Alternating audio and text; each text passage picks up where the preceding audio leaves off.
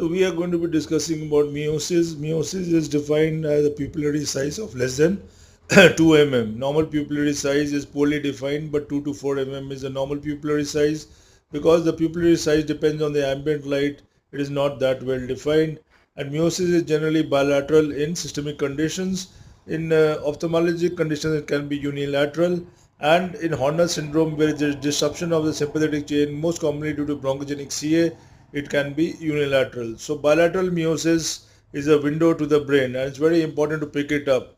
And the causes I will enumerate, but if the patient is coming to you with altered sensorium, please look at the pupils properly. I have seen many times pupils are not checked, CT, MRI, EEG is done.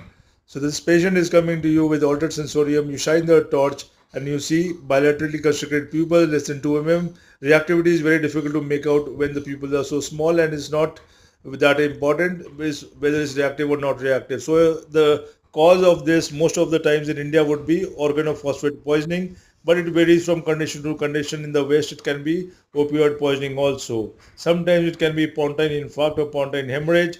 And please remember that the elderly have normally constricted pupils, which is called senile meiosis. So here it becomes difficult to actually attach any importance to the meiosis.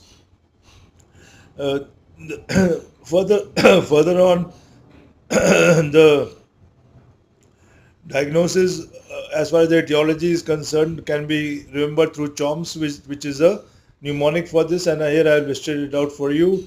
Please remember Ipravent, nebulization, and pilocarpine drops can also cause meiosis. Now we look at the pupil through the torchlight, which can have variable light, and so many times you have seen that there is inter-observer variation, and people don't agree on the degree of meiosis, whether the pupil is constricted or not. So the flashlight or the torchlight is not the best way, and now it is being replaced by what is called pupillometer, which is a simple handheld device. It is not expensive and is coming into its own in neurocritical ill patients. So the pupillometer is an objective device, and it gives you very clear readings in terms of the number or the size, the reactivity, and both unilaterally as well as bilaterally.